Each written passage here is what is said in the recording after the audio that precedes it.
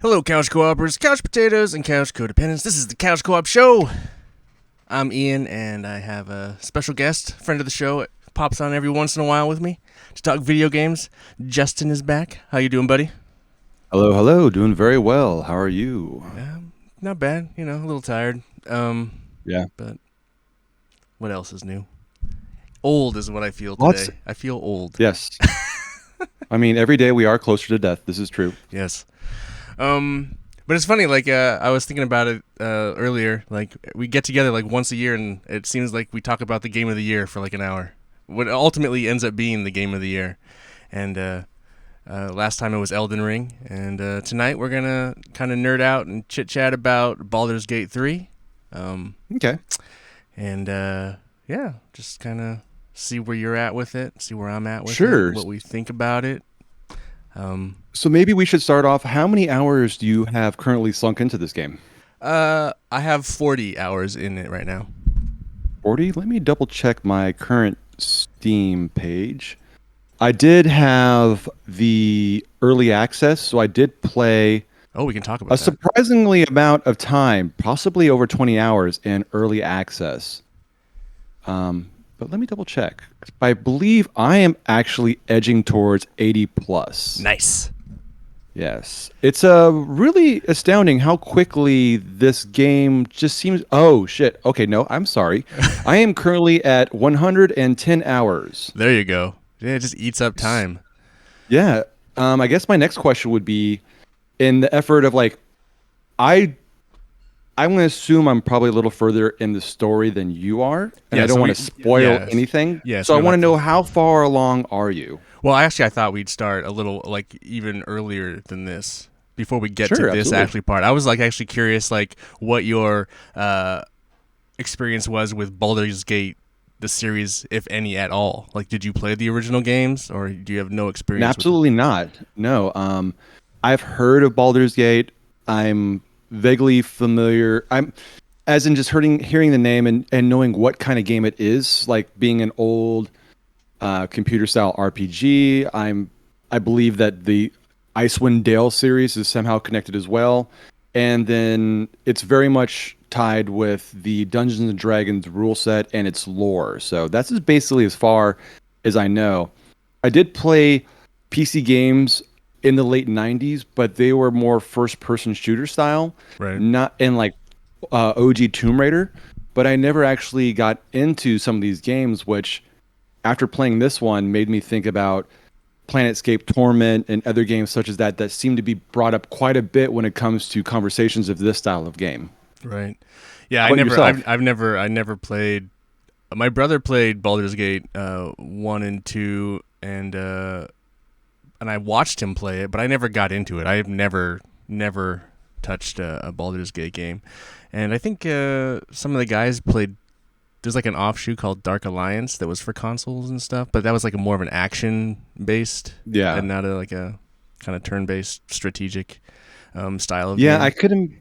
I can't imagine, like, because I believe when that came out, that had been what, PlayStation 2 era, maybe, Yeah. give or take. I couldn't even imagine how a game like this could be on consoles back Right. then. But I can also understand, like, I remember trying the original, I believe, Morrowind. No, is it Morrowind? And then no, it was Morrowind, then Oblivion, then yeah. Skyrim. Correct. Right. I remember renting Morrowind, and everything is drab, muddy, just because of the nature of that console cycle and that generation, and being just absolutely overwhelmed about what to do. It didn't come with a manual, so good luck. I returned it and didn't think about touching until Oblivion came out, and then people understood what those games were like, and that's basically, then it just continued on from there. Right. I did remember, like, a while back when we were talking in our Discord forum that you weren't sure if you were maybe interested in even trying this game in the first place. What made you change your mind? Well, that kind of brings me to my second question. Like, your familiarity with the Larian games like Divinity and Divinity 2. I had played Divinity, the first Divinity, and I found it really difficult. I just couldn't get into it. And so, knowing that they were the ones making Baldur's Gate 3, I was like, this is probably a game I'm not going to want to play. But then, reading some stuff, listening to some podcasts about people's experiences and the actual amount of choice that was in the game, and people's excitement, like the hype really got me on this one. Yeah. It's really similar to what happened with Elden Ring, because I'm not a Souls guy. I'm not really into those type of games, but just the hype and that's kind of, and I also, there was a part of me that I was getting really fatigued with other video games. I just just styles and I just wanted something different, just something, and it sounded like this. Obviously, this was different. I knew what kind of style it was. I played that with the Divinity game, but just how well, sounded, like how polished and how fun the characters and story was. I just was like, well, I'm gonna give this a try. Obviously, I had to wait a month. It came out on PC like a month before it came to console. So I just hearing and all the hype and how many concurrent players it was having on Steam and just everything that was going crazy. It was just like, wow, man, and it really kind of got me interested in wanting to try it. So yeah, that's kind of what kind of shifted my perspective, I guess. I feel like I was probably in the same boat with you with the original Divinity Original Sin. I know that's a series as well, that there was Divinity games prior to the original Sin 1 and 2. I played the first area of 2, I'm sorry, 1, and I kind of fell off it as well. I feel maybe what was missing was the connection to the characters, because you start off in that game making 2 custom characters, and that you're kind of basically starting off as a tandem duo. Where I did get Divinity 2, and that's when it clicked. Then they were doing the same kind of concept with that one as you would see in Baldur's Gate 3, in which you can make a custom character if you want to, or you can actually role play through these predetermined characters that if you didn't play as them, can be part of your party, and you try to play out what their storyline is. Right. So when I got into there, I believe the difference between the two, possibly, I can't say this for sure because I didn't play that much of the first one. Mm-hmm. But where the second one succeeded with me and the first one failed is I actually found the characters pretty interesting that I got connected with. Now, do I suggest going? It would be very hard to go from Baldur's Gate 3 back to the original Sin 2, because the characters that they've made in Baldur's Gate 3 are outstanding. Right. I feel like FOMO in a way that you are really limited on only having yourself plus 3 other party members. You have to pick and choose. And obviously there's going to be some favors and people that you don't give a flying fuck about, and they're going to stay in camp till the end of time because you don't fucking care. But there are at least 3 or 4 people where you're like, I actually really kind of care about what's happening with this person, and the writing has been really fantastic. So a perfect example of that, and I've been trying to explain to other people who haven't experienced this game, is what they do right is why I believe people love Mass Effect 2 so much. People wouldn't give a shit about Mass Effect 2 if the characters, you didn't care about them. Oh, for sure. But the strength is, it's basically, why do people enjoy Tarantino movies so much? It's because of the strength of the characters. There's times where the characters just interact with each other, and those end up being some of your favorite parts of the game. Basically, the plot, sometimes you don't care about the plot. We're going to go kill this hag in the swamp to save this other person or whatever. That's great, but how is this character's reaction to what's happening and then their conflicts and their ideologies clashing with other people in your party, which is actually a big crux of the first part of the game with Lizelle and Shadowheart. I feel like that's where they succeeded so well. On top of that, you have outstanding motion capture, so the character and model acting is top notch, and the voice acting is outstanding. So I'm seeing that the buzz and the love for this game is enough that the voice actors are going to be doing a live stream Dungeons and Dragons where they are going to be basically role playing as the characters they portray in the game That's and fun. doing that would be awesome. And like I guess I might have to watch a live stream of Dungeons and Dragons for the first time. That's funny. So I feel like that's what really is the clincher of why people are really liking this. And on top of it, it's actually a really fun game that gives you so much freedom Oh yeah. that after you can already start thinking in your head how you want to play that scenario again when you decide to do the second playthrough. It's So yeah, I agree 100%. I find it funny, like when you we talked about this in the Discord, but like when you brought up the Mass Effect 2 thing, I was like, I agree, but it's also just so much better than Mass Effect 2.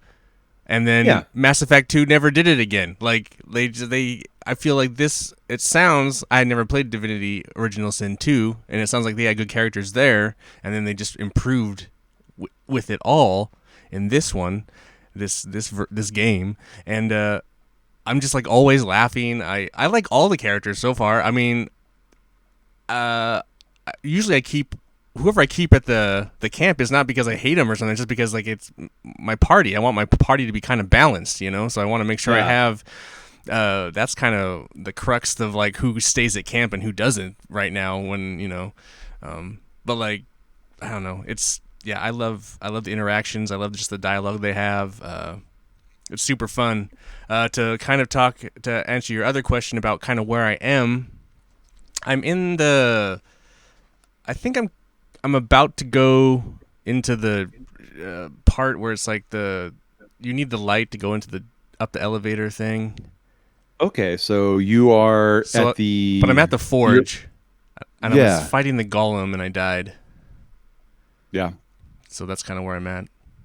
Okay, so did you complete so have you the whole thing with the Druid Grove has that been resolved? Yes, I have him in Okay. my camp, but I can't have him. He can't be. I can't have him be in my party yet. He won't join my Okay. party yet. I guess because Oh, he's afraid of. I guess because he's afraid of the Moonrise Tower or something. Trying. interesting. Okay. Yeah, See, yeah. like that's why I feel it's really interesting. I feel like so many people playthrough is going to be vastly different. Oh, it was crazy I different. think I feel like okay, so if I recall correctly, you said you are your main character that you're playing as a rogue, correct? A rogue, yeah, a rogue elf. Rogue elf is. Have you done a subclass, or are you just going like with Yeah, thief, assassin, the or subclass is a trickster. trickster? Yep. Okay, so you have some magic abilities to go along with Yep. that. Um, I feel like I might am going with the what is considered like the OP class, which is Bard. Right. Surprisingly enough, I would never have thought in a million years like, oh, I'm going to play a Dungeons and Dragons game. I'm going to play the guy who fucking sings in the background. Right. But the charisma skill and being able to talk my way out of or convince people to do things and bypass all sorts of conflicts just by charming the shit out of people Right. has been great. And like, um, there has been instances in the second act where I've been able to bypass extremely difficult conflicts because I was essentially able to convince the big bad that they could just kill themselves. Right. And at the end of the day, like they're like, I guess you're right. I guess I'll do this. And you're like, okay, peace out.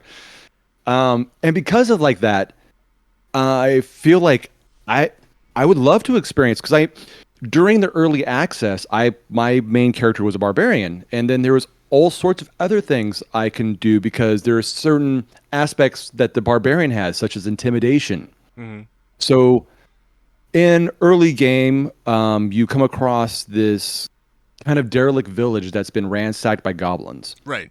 And in one of these derelict buildings, you'll find these three ogres basically talking about eating whoever they come across. Right. Um, with the barbarian, I basically can tell them like I can flex on them, and they back off and they leave me alone. With the bard, and this might have been this was also during early access. They may have changed it since then, with the bard, not only was I able to convince them that, oh no, you don't want to eat us, but if you help us, we will make sure that you are plenty fed with all the people you kill in the battlefield. So they gave me a special little horn that I can blow, and these three guys will just show up and just beat some ass. But then the first time you use that horn, you have to make sure that you don't have other allies around you who are not in your party, because they will start fucking them up too. They're kind of indiscriminate, fucking up anything around them. So I did because my rogue has a high persuasion. So like it's charisma. So like one of the things I should have mentioned before we got into this too is like in that period of a month where I was waiting for this game, I did watch a YouTube video where it broke down all the classes. So going into it, I was thinking rogue or bard because I wanted to be able to talk my way out of a lot of shit. And ultimately, I just went with rogue because I kind of wanted to lockpick. So there's also a lot of puzzles that I just don't do because I just lockpick. Shit. So like, there's some of that shit. Like it's kind of funny. Like, how do you do this puzzle? It's like, well, the door's here. I just have to unlock it, with a lockpick, and so that's pretty easy. But that kind of, like choice is kind of fun to me. And so like, but anyway, I did get the horn, but they also, I save scummed some. I went into the goblin castle palace early, and there's like one of the goblins you're supposed to kill. She'll brand you. Yeah. And I guess if you had done that branding first and then gone back out and talked to those ogres, because they ask you for the brand if you have a brand on you. Yes, I do remember that. And I was gonna like, oh, should I try that first? And I said, nah, I'll just roll with getting it this way. But I was like curious, like what does that look like? What does that do? Or I don't know. It was just it seems like it's kind of crazy how you kind of like if you skip something and like experience something else further down the road and then come back, it all is still kind of interconnected somehow, and I find it fascinating. The point that you're bringing up right now is something I also wanted to bring up in this conversation. I can't even imagine the spreadsheets or like the wall of this happens, so this happens, and this character reacts to this thing because you did this thing and talked to this other person. How they're all intertwined and how it's amazing, like the amount of voice dialogue that every single character you come across. Like, I don't know if you utilize speaking with animals at all. Yeah, but a little bit. Holy shit, talking in the prior game, like in the Divinity games, talking with animals, inconsequential for the most part. It almost feels required in Baldur's Gate 3 for some of the things you got to deal with. Or like talking to the dead, all that kind of stuff. And dead. Then Jesus. Yeah. That was crazy. So like I thought the hag lady is an early quest thing that you do in the game, and I felt like I was doing that pretty well. Like she set the thing on fire, and my wizard, he froze the fire, and so she took the whatever her name is out of the cage, and like she's pretending and you're fighting. But I killed the hag, but she also killed her somehow, and I don't know how that happened. And I was just like, that sucks. But yeah, we did. I was like, well, I'm supposed to talk to her. I thought talking to her would finish the quest, but it ultimately didn't. So I'm a little confused on maybe there's more that's supposed to happen. But like I did talk to her, but she was dead. So I learned everything about her when she's dead.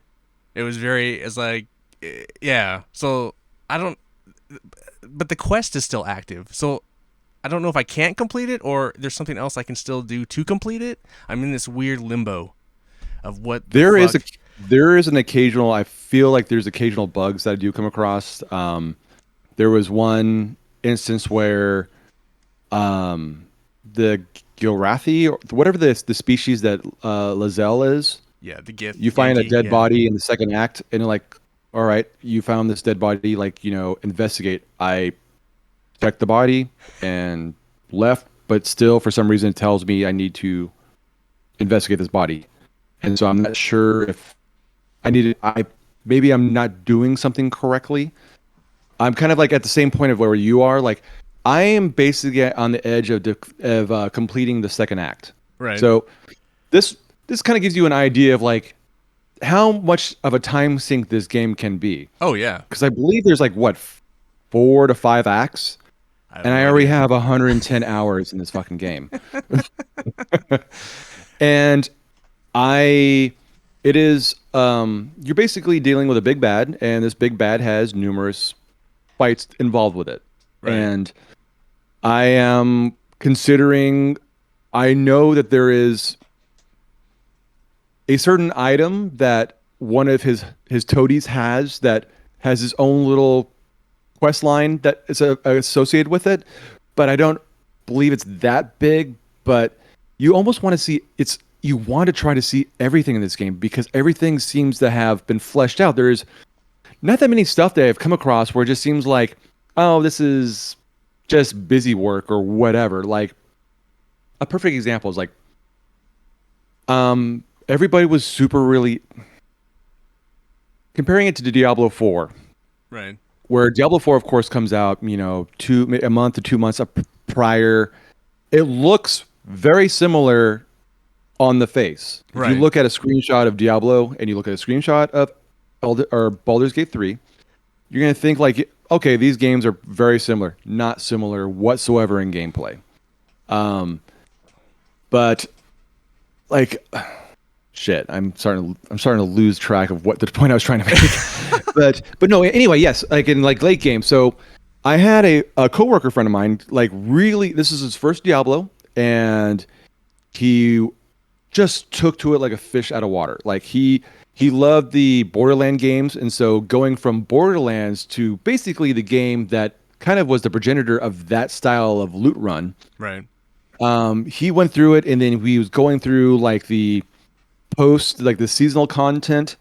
But the seasonal content is basically, okay, you need to go to this area, kill 5 worms, go over this area, kill 10 whatever, and it becomes like that kind of grind. Right. I don't feel like I have that No. happening in Baldur's Gate 3. No. It's Um, totally different. It's like yeah, the Diablo 4's the whole point of Diablo is like loot grind to level up to best build to destroy stuff faster, like quick and fast. yeah, I This believe is this is different. This is like people are trying to min max whatever your build is in Diablo to basically max out your level as quickly as possible. right. Where now, like, I'm actually curious, like, seeing somebody who is a really good player play, because I'm currently playing at the medium difficulty.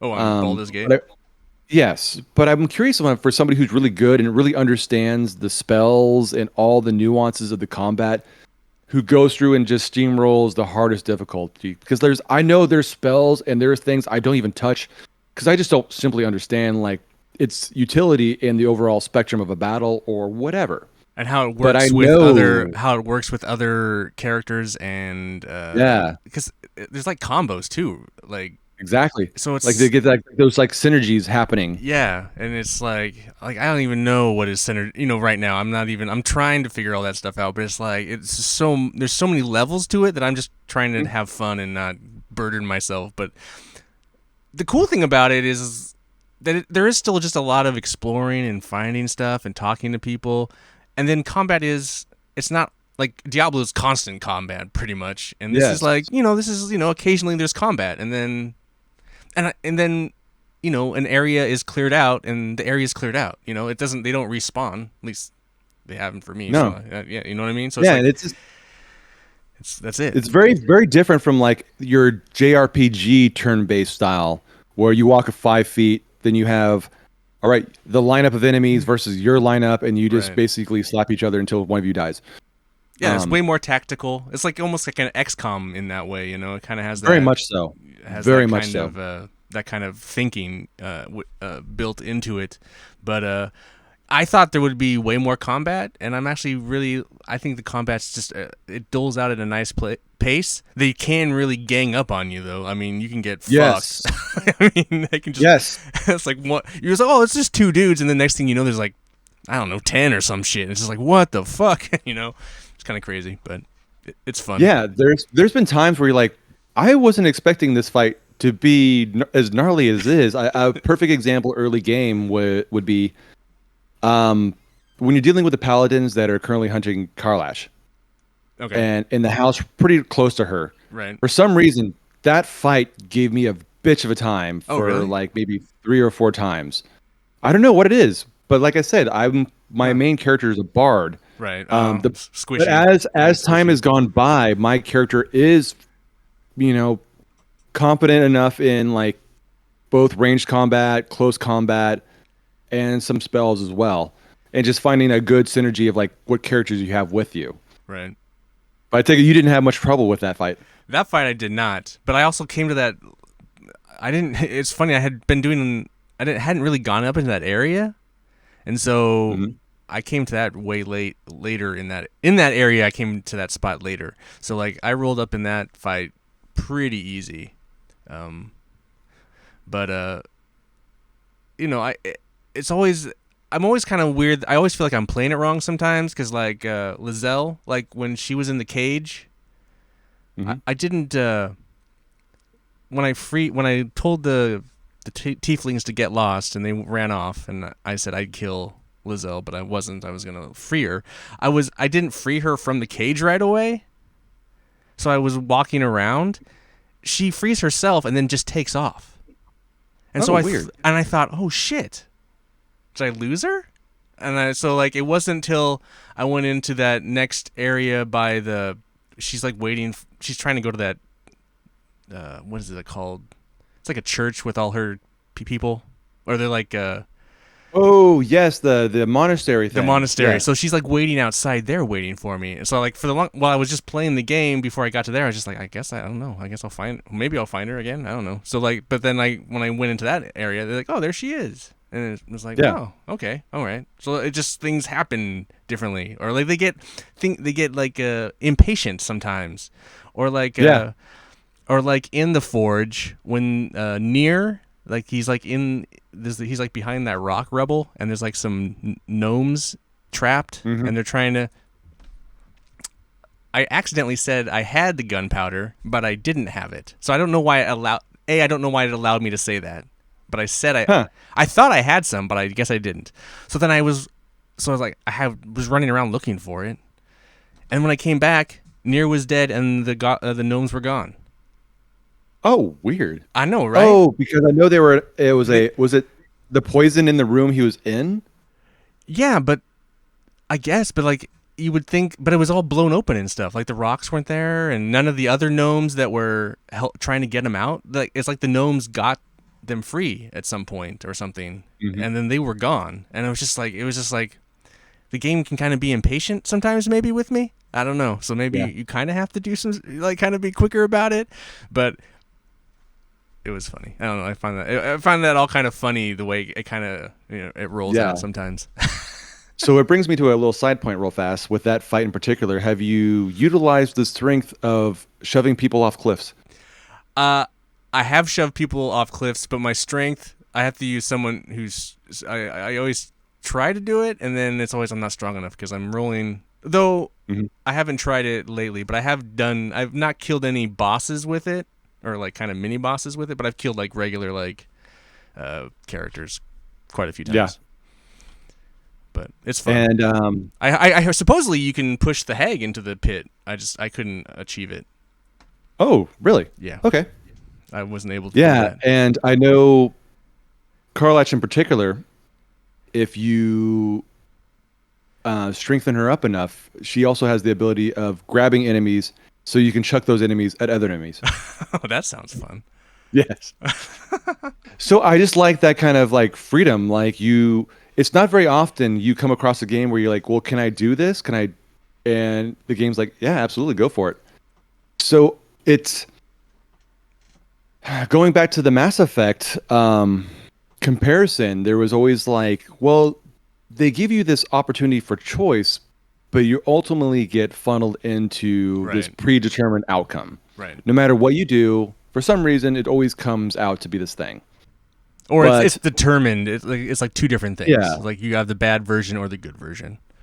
yeah, but I'm very curious on like how this game does. So I've already decided I'm very much going to try the Dark Urge character in my second playthrough. And the Dark Urge character, from my understanding, is like you're basically playing a serial killer. Right.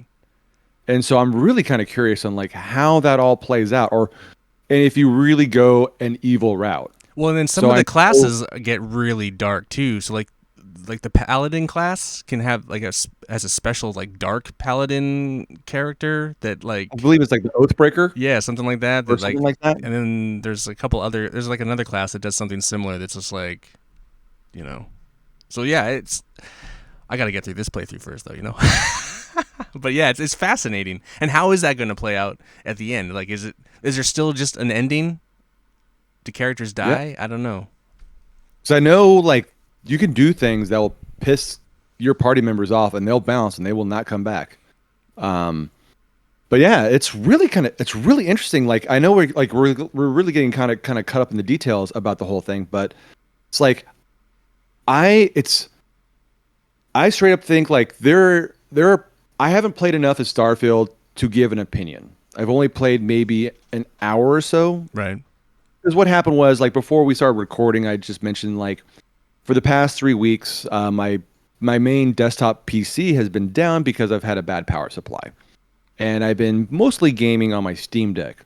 And while the Steam Deck is a very cool piece of technology, there are certain games such as Baldur's Gate 3, um, Starfield, the new Mortal Kombat, which does not run particularly well on that. I Right. imagine I could do some like tweaking and stuff like that, but Baldur's Gate 3 is still playable to me, even if you're playing at 23, 25 frames per second because of the nature of a turn-based style game. Right.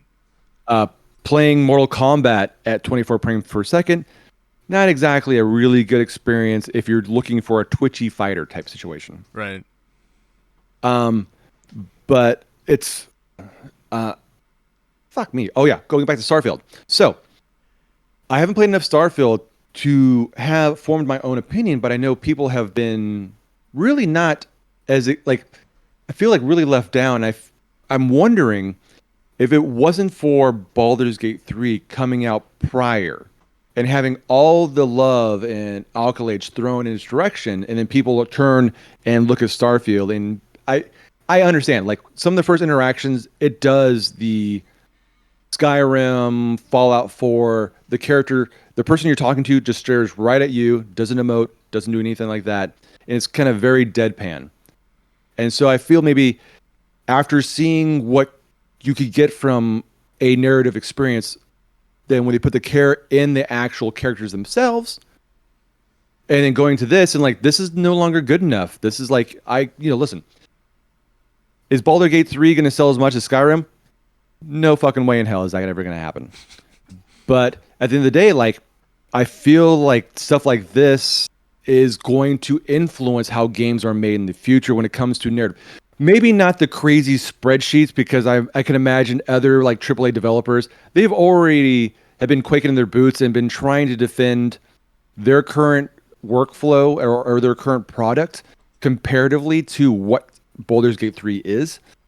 But I do feel like maybe like in another 5 years, you will start seeing those influences from this game start popping up in other things, which I'm really kind of curious. I'm really excited to see. Well, yeah. I mean, it's it's kind of like the Elden Ring thing, or like the Souls thing. You know that whole those design philosophies start slowly, finding their way into like other games that aren't necessarily Souls games, but you still have like and I see things like this game. Like it doesn't need to be this game. This game's like 200 hours long or however long it is. Like it could be a 10-hour RPG with some really great character stuff. That's I feel like some of that the games can't be this game is like, well, that's not necessarily true. It just it doesn't have to be the size of it, but it could still have the scope of it. Like the Oh, you absolutely. know what I mean. It I feel like some of that stuff gets kind of it is funny though. You kind of talk about like the game struggling on your Steam Deck, like the whole thing with Xbox, going back on their word, like with the Xbox Series S and saying, oh, well, we don't have to have parity for this game. Where before that was like the thing that all games that were released on the Xbox had to have parity on both consoles. I think it's kind of funny that this game kind of caused it for Xbox to reverse that whatever you call it rule. Yeah, I feel there's definitely has to be it's a nice thing to say Right. on its face, but if you continue down this route, you will end up basically having Mortal Kombat 1 on the Switch type situation. Oh yeah, I don't know that's if you've seen any clips of that. no. It is ugly.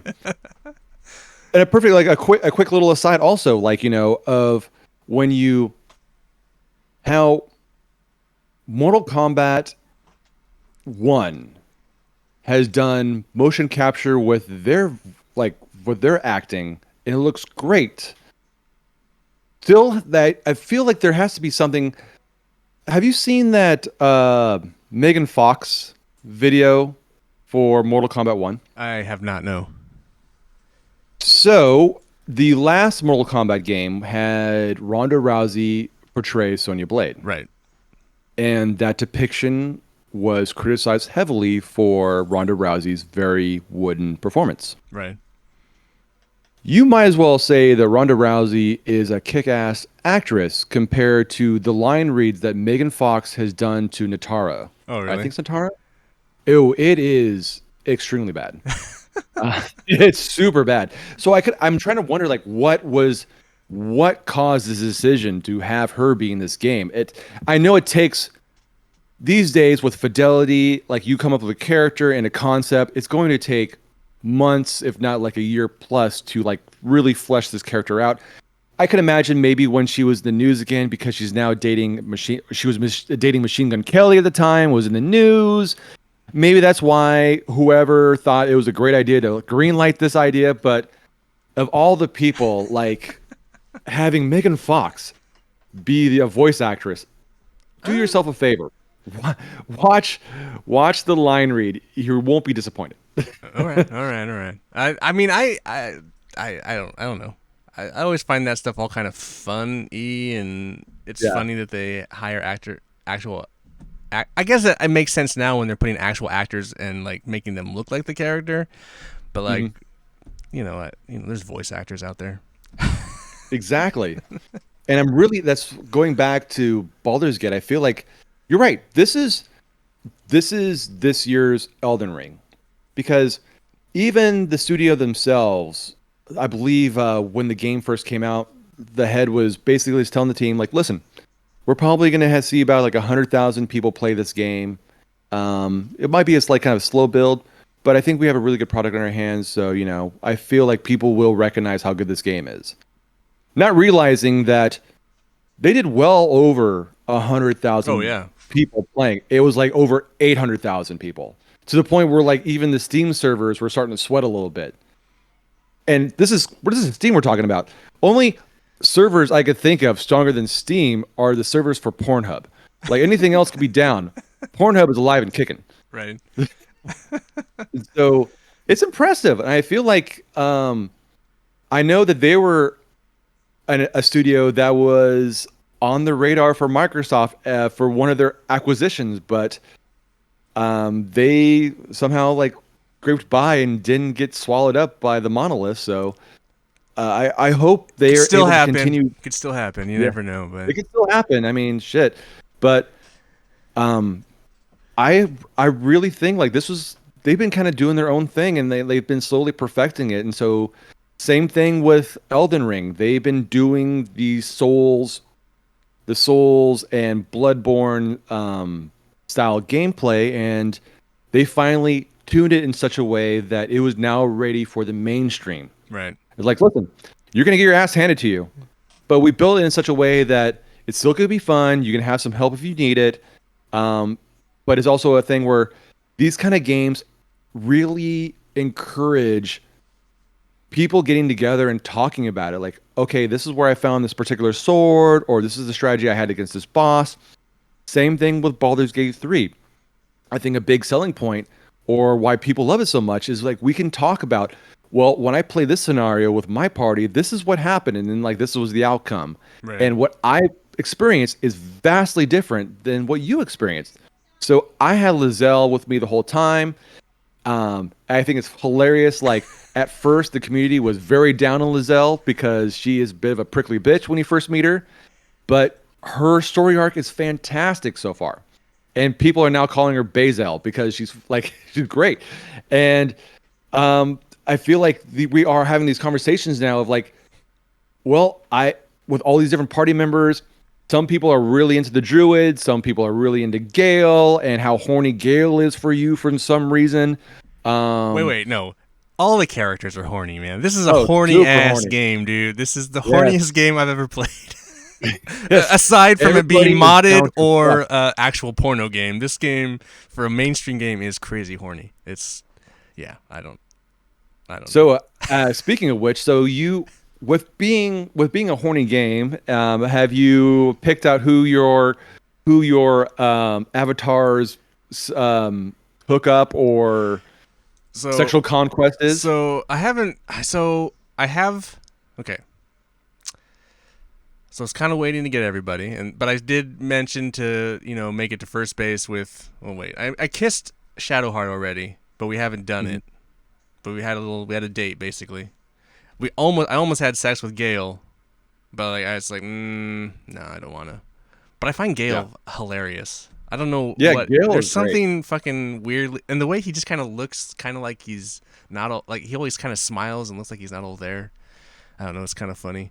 Uh, I like what Asteron As how do you say his name? Yeah, The I always vampire. fuck up his name. He's always Just he's horny as fuck. yeah, the It, shittiest gay vampire. yeah. The problem is he's he. I don't play. I don't. He's not usually in my party because I'm a rogue and he's pretty much a rogue. So we're very Yeah, similar, redundancy. except for his vampire stuff. But I don't. I don't. So he's kind of just. I talk to him all the time, but he's never really in my party. Yeah. Lizelle and Shadowheart just constantly bicker. So like I don't like having them around all the time. Like I'll Mhm. keep Lizelle at home once in a while unless I need more muscle or something. But Yeah. I also don't necessarily like the way Lizelle plays, like her stuff. So Mhm. I usually keep Gale because Gale's some of his wizard shit is just fucking powerful as hell, dude. And so I don't know, but For some reason, all the mobs want to target his ass because oh yeah, that's who everybody beelines is Gale. him Gale is my one. or what's what's her name? The red chick, the fire chick, Oh, Karlach. Karlach. Yeah, Yep. there's a lot of that too, because like you either have like the muscle, the super muscle, or the wizard guy. So yeah, Mhm. um, so yeah, I'm not sure who I'm actually. I haven't really decided who I'm really going to fuck yet. But there's a lot of people. There's a lot of choices. Yeah. There's the whole thing about you can fuck the bear guy. Actually, fuck the Yeah. bear. They were the I think there was a YouTube thing clip I watched where they actually were talking to two of the voice actresses. I think it was of Karlach and Shadowheart. I think it was those two, and they were talking about how they think it was funny, but they're against bestiality. So and then that just like the whole idea that that's in the game, it seems weird in itself that they Mhm. would allow that in the game. It's just I probably won't go down that path, but it's funny that it's I'll there. watch the cutscene on YouTube for sure. But yeah, it's just some crazy. That's the other thing that's crazy that I didn't know. Like that in that goblin or in the very first area, like if you play that evil route, one of the goblin leaders, the drow elf chick, like you can romance her, like if you don't kill her, Absolutely. and it's just like wow, what a crazy path that must be if you go the other direction, Absolutely. Yes. you know? And if you go that direction, then other characters will no longer be available to you. Like Right, Karlach will bounce the fuck out. right. So I'm fascinated by these kind of options, and like there are still party members I don't have. I just added. I'm at a point in the game where I just added another character who was actually in the prior games. Oh So she wow. does have lore. And surprisingly enough, something I actually just read about on one of the random like game sites I check out, all the characters who are your companions are all from various magic cards. They existed prior Oh really? to this game being out. So there is a Magic the Gathering card of Will, the Blade of the Frontier. There is a Magic the Gathering of Gale. There is a Magic the Gathering card of Shadowheart, etc., etc., etc. So these are characters who have been here before, like who have been around or are known before. Which is surprisingly enough, I've never played Magic the Gathering myself, but it is interesting, like where they can take that and then develop them to be full-fledged characters with stories and like character arcs that are great. Like I'm excited. Like you're still like we're both relatively not even halfway through the game. Oh, yeah, I me feel for like sure. I mean, I feel like, I mean, even 40 hours in, where most games you'd be wrapping it up, I feel like I'm still like in the tutorial world. I haven't done anything. I feel like, but I mean, just so much playing. I feel like, and the hours just you just eat them up as you're they playing this game. melt. I This game is amazing. This game is outstanding. Like Like just walking around. I play it, and I can't believe that Jared's not playing it. That's what I think. Also, I think Jared would fucking love this game, but He likes the story-based stuff, right? But yeah, I think because I think he didn't really like Divinity, and I feel like he bounced and he wasn't going to get into this. But I feel like this is so much more easy to get into. But we also have we also have the advantage and the pleasure of not having children this is true. that allow us to have this free time to just basically just dump into this game. Well, he is playing Starfield. He's like 20 or so hours into Starfield, so and he's enjoying Okay. that. So I mean, he is playing. It's nice that he's playing Starfield. So there's like someone that can talk about Starfield on the show once in a while, and so I got Yeah. bases covered. But I feel like he'd really dig this game. Oh, I think yeah, it's one of those things where we, me, both myself and you, this is not usually the games that we go into. I'm not usually a pretty big RPG guy unless it's like more action RPG or you have your immersive sim style first person shooters like your Deus Exes, your Right. BioShocks and whatnot, which can be considered quasi RPG because you are building a character in a certain way. But you get to the point where you get kind of tired of playing the same shit over and over again, and then when something like this comes out, it's really a breath of fresh air. No. Hi, Adrian. Oh, Ian says hi. I'm talking with him right now. But yeah, it's super like the way in which the game kind of I don't know. I don't know. It's always been surprising. Around every turn, I've just always been constant. It's never been like, oh, I don't want to be doing this, or I don't. It's just like always like fun. Somehow there's where it wasn't for me in Divinity. It's always there in Baldur's Gate. Whether it's a character interaction, whether it's a cool fight, or whatever. It's just really impressive. I'm astounded by this game, and everyone else seems to be too, because it's getting like just tens across the board. It's Yeah. And honestly, like, yeah, I usually stuff like this will have some sort of backlash, and I'm sure there might be some nitpicky asshole out there who will, but at this point, I can't possibly see. Before this game came out, I was picking like Street Fighter 6 as my game of the year. still This a great came out, game. Still a great game it's too. still That's fantastic, and like this has been a really stupid year for really outstanding games, and for this kind of game that was ultimately not expected to be it was expected to do well, but it wasn't expected to do as well, to just kind of blow the barn doors off and become what it is now, and where people are like I don't think the studio was even planning on any sort of like DLC. This game doesn't have microtransactions, it doesn't have seasons, it doesn't have any sort of like online component that requires you to be connected online for whatever sort of reason. There's no like, cosmetics that you can buy to make your character look a certain way. It's basically you buy the game, you have the whole game, you get to experience the whole thing. And even to the point now where people are like, no, please, we want to give you more money. Come out with something more. Add something more to the story, please. We can't let this go. And I can already tell, like, if things keep going the way they are, this is going to be a game. It's going to be hard to beat because you don't want to stop being around these characters. right. No, for So, sure. I mean, it's interesting too because I mean, have you? So how do you when you play, like, since you're playing mostly on the Steam Deck? I guess you're just playing controller basically, right? Or are you using Hmm. a yeah. So how do you? I feel like they've done when you have you played on your now that you fixed your desktop. Have you played at all on your desktop? And you playing with Yeah. and you're So, playing mouse and keyboard there. yep. So my PC's been rebuilt yesterday, but prior to replacing the power supply like a month ago, or I would say like maybe 2.5 to 3 weeks ago, I was playing solely on my desktop, mouse and keyboard. Both options are great. Like I would say for me, the mouse and keyboard experience feels more efficient because I'm able to get the things quicker. Because there are certain times where like I'm fiddling around the controllers because there might be something in particular I'm looking for.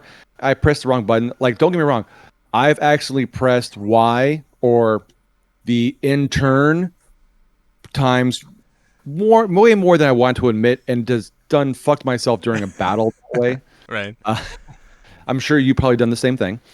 I'm just surprised like how well they were managed. There's so much stuff mapped to this controller. It's really impressive that it works. Like that's what I was trying to, as we talk about we were talking about things how impressive the characters and the story, and but just how impressive I can just sit down in front of my TV with a controller and play this game is really impressive. Like I know that this style of game it's a computer RPG. It's like that's where it was, So like I get that having all your keyboard and everything to quickly kind of run through the game, but I just find that the controller is great, and I love also it really gets it really can be a really you can swoop down in and just kind of walk around in third person mode, like so when I'm just like not fighting, just like kind of running around in the environment, I can stare at my character's ass and just walk around, and it's fun, and that's also something I enjoy about video games, is just kind of taking it in as opposed to just doing what when I think of like computer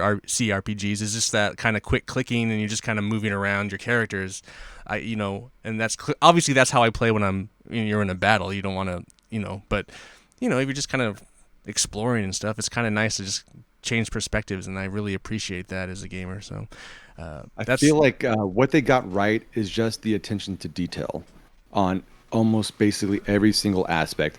Don't get me wrong. There, my my nitpick, my nitpick with this game is this. Occasionally, when you're doing jumping, let's say your oh party is yeah jumping yeah from one thing to mm, another, mm. and then one person always inevitably is stuck behind, and then you select them And to everyone jumps randomly back. jump them, and then everybody starts jumping back. That shit fucking sucks. It does. But if of all the things, is that's the only thing I'm gonna bitch about? No, that's fucking great. Like compared to like other things we've had to deal with and other big franchises, like they deserve the flowers, they deserve the accolades. I hope the voice cast is able to find fantastic opportunities in the future because they did such a great job. Um, I feel like this might be like a watershed moment for the studio and everybody involved, honestly. Oh, for sure. I I can't think of any other game. I mean, there's a lot of games still to come out, but I don't think I don't know what could like you know dethrone it. I really hope that the Nintendo nerds. Like, I hope Zelda doesn't win, but whatever. That's just gonna be one of those. That's the battle, I guess. The Tears of the Kingdom versus Baldur's Gate 3. But like, I just honestly I don't understand how that game could possibly hold a candle. But whatever. Yeah. But I feel like honestly, like we may have to revisit this conversation maybe Oh like yeah. in a month or so, and like maybe Once we're like when we done, both finish the game, when we both finish the game, we should do this again and kind of like just spoil give the the shit out of it. final like yeah the whole spoiler cast and how everything was, and then we could really kind of see what our final opinions are. But Yeah, and as of see, right now, and this game is outstanding. oh, it's outstanding. But it'll be exciting to see like what characters survive, what character if they survive, who dies, who doesn't die. I don't know, or like who stays with you, who leaves. Yeah, all that kind of stuff is going to be really fascinating. And so yeah, I'd totally be down to like do like a wrap up once we're done. It's a date. Nice. All right, let's Cool. do it.